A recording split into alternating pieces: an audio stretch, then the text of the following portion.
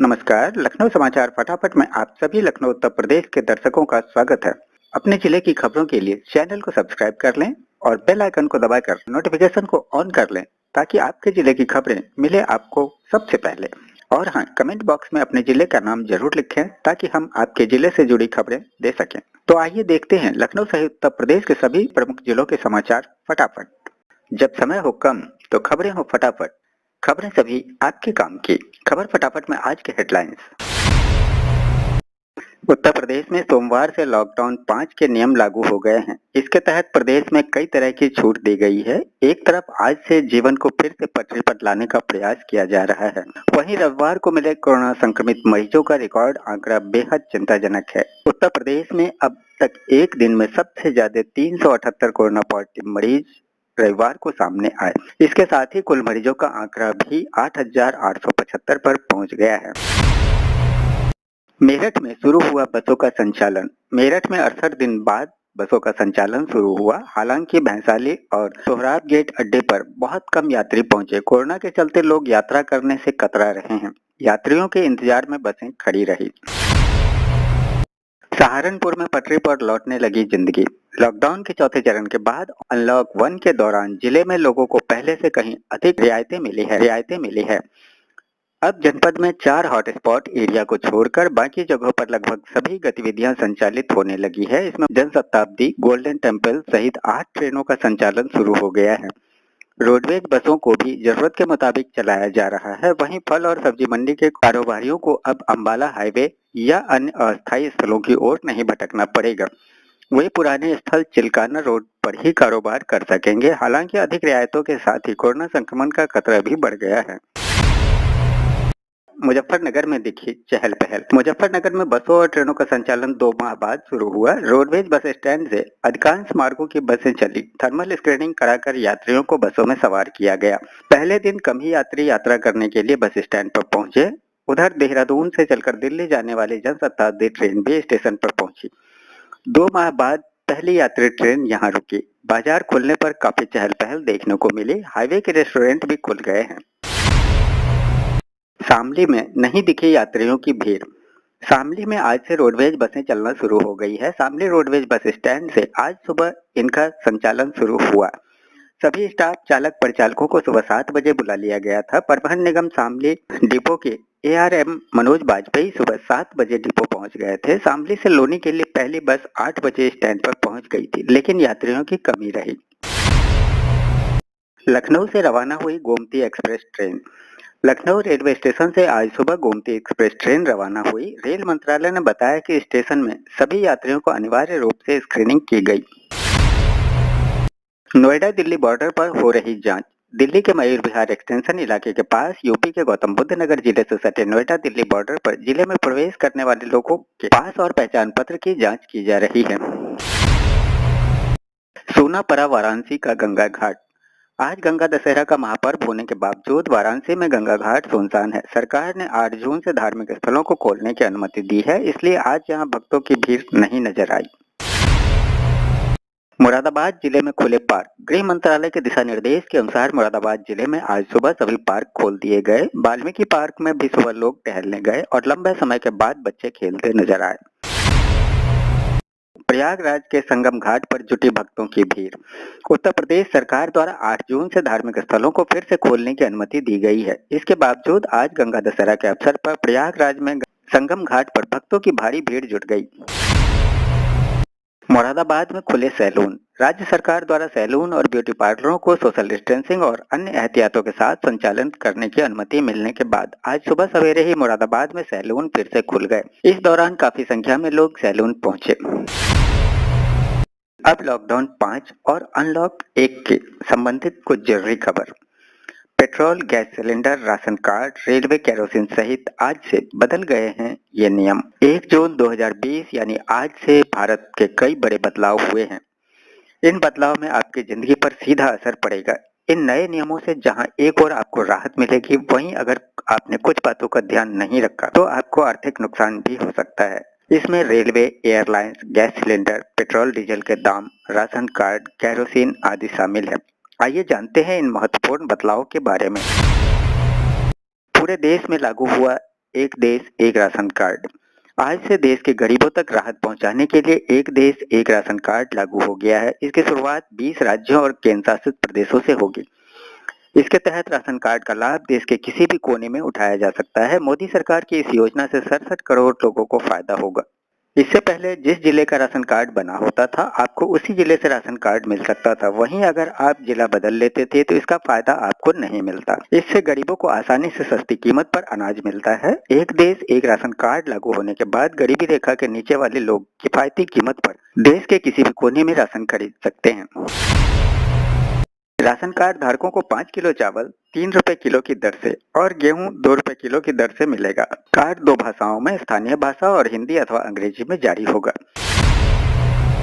Ration card को आधार से link कराने की आखिरी तारीख 30 सितंबर है। इस संदर्भ में केंद्रीय खाद्य मंत्रालय ने कहा कि अभी आधार से जुड़े नहीं होने के बावजूद राशन कार्ड धारकों को राशन मिलता रहेगा। राज्यों और केंद्र शासित प्रदेशों को निर्देश दिया गया है कि किसी भी लाभार्थी को उसके हिस्से का राशन देने से मना नहीं किया जाना चाहिए। महंगा हुआ रसोई गैस सिलेंडर, आज आम आदमी को झटका लगा है। देश की ऑयल मार्केटिंग कंपनियों ने बिना सब्सिडी वाले एलपीजी रसोई गैस सिलेंडर की कीमतों में इजाफा कर दिया है। आज से 19 किलोग्राम और 14.2 किलोग्राम वाले गैर सब्सिडी एलपीजी सिलेंडर के दाम बढ़ गए हैं। तेल कंपनियां हर महीने की शुरुआत में एलपीजी सिलेंडर के दामों की समीक्षा करती है। हर राज्य में टैक्स अलग अलग होता है और इसके हिसाब से एलपीजी के दामों में अंतर होता है। केरोसिन की कीमतों में कटौती, हालांकि तेल कंपनियों ने केरोसिन की कीमतों में कटौती की है। मालूम हो कि दिल्ली केरोसिन फ्री सिटी घोषित है, इसलिए दिल्ली में केरोसिन की कीमतें जारी नहीं होती। कोलकाता में आज से 1 लीटर केरोसिन की कीमत 12.12 रुपए घटकर 15 रुपए 73 पैसे प्रति लीटर हो गई है, जो पहले 27 रुपए 85 पैसे प्रति लीटर थी। इसी तरह मुंबई में 1 लीटर केरोसिन का भाव 13 रुपए 96 पैसे प्रति लीटर और चेन्नई में 13 रुपए 60 पैसे प्रति लीटर हो गया है।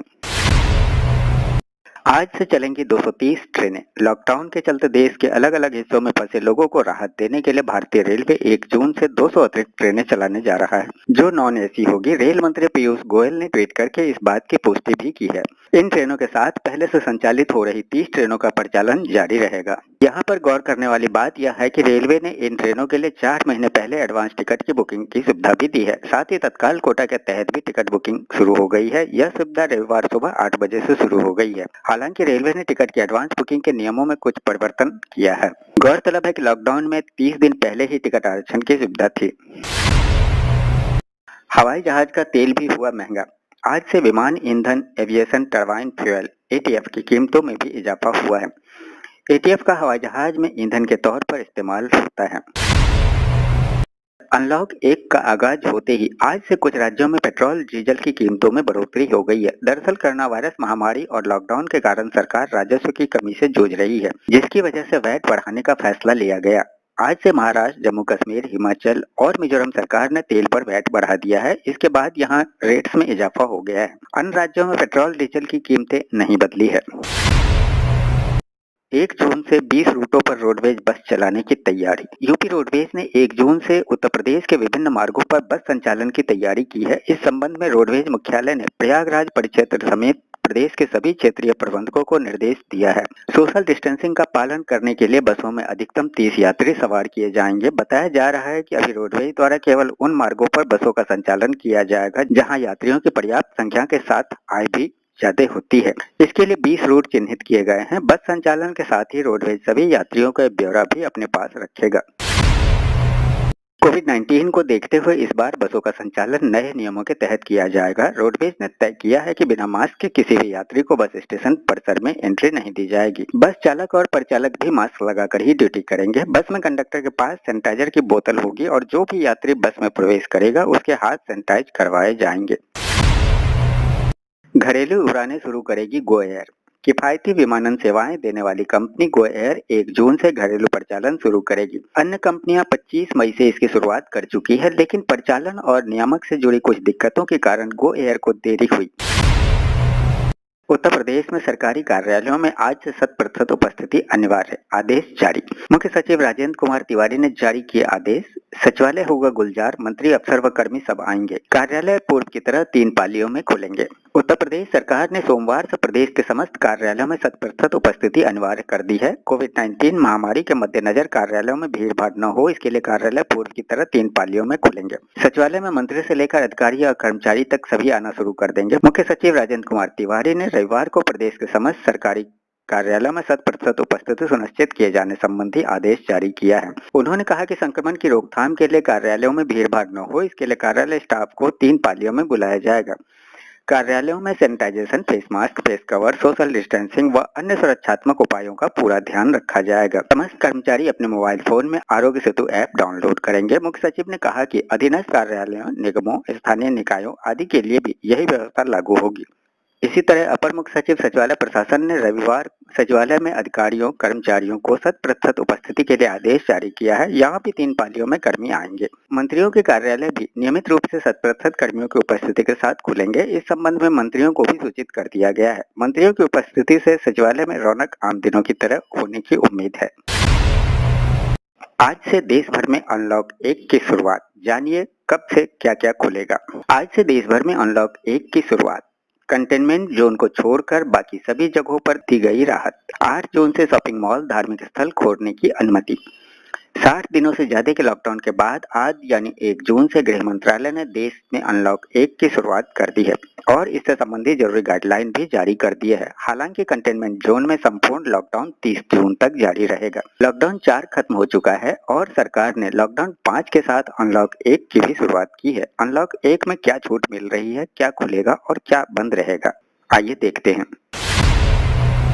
अनलॉक 1 का पहला चरण धार्मिक स्थल, पूजा स्थल, होटल, रेस्टोरेंट, स्वास्थ्य सेवाएं और शॉपिंग मॉल्स को 8 जून से खोलने की अनुमति मिल गई है। अनलॉक 1 का दूसरा चरण राज्य में केंद्र शासित प्रदेशों के साथ विचार विमर्श करके स्कूल, कॉलेज, शैक्षणिक ट्रेनिंग और कोचिंग संस्थाओं को खोलने जाने पर विचार किया जाएगा। सभी साझेदार, जिसमें बच्चों के माता पिता भी शामिल हैं, उनके साथ वार्तालाप कर जुलाई में इस पर फैसला लिया जाएगा। अनलॉक 1 का तीसरा चरण कोरोना के संक्रमण की स्थिति को देखते हुए अंतर्राष्ट्रीय उड़ान, मेट्रो सेवा, cinema hall, gym, swimming pool, मनोरंजन पार्क को खोलने पर फैसला लिया जाएगा। स्थिति के आकलन के बाद ही सामाजिक, राजनीतिक, खेल, मनोरंजक, अकादमिक, सांस्कृतिक, धार्मिक कार्यक्रमों या फिर ज्यादा भीड़ इकट्ठा करने वाले कार्यक्रमों पर प्रतिबंध हटाने पर विचार किया जाएगा। 1 जून से रात में लगने वाले कर्फ्यू में थोड़ी राहत मिली। अब रात 9 बजे से सुबह 5 बजे तक कर्फ्यू लगा रहेगा। घरेलू उड़ानें, श्रमिक ट्रेन, स्पेशल ट्रेन का संचालन जारी रहेगा। 30 जून तक कंटेनमेंट जोन में लॉकडाउन जारी रहेगा। कंटेनमेंट जोन में मेडिकल इमरजेंसी और आवश्यक सेवाओं की सप्लाई जारी रहेगी। 65 साल से ज्यादा उम्र वाले बुजुर्गों को घर पर रहने की सलाह। 10 साल से छोटे बच्चों, गर्भवती महिलाओं को घर में रहने का हिदायत। तो ये था लखनऊ व उत्तर प्रदेश के सभी प्रमुख जिलों से खबरें फटाफट। वीडियो को लाइक व शेयर करना न भूलें ताकि आपके जिले से जुड़ी सभी लोगों तक उत्तर प्रदेश की खबरें फटाफट पहुंच सके। फिर मिलते हैं अगले वीडियो में, तब तक के लिए जय हिंद, जय भारत।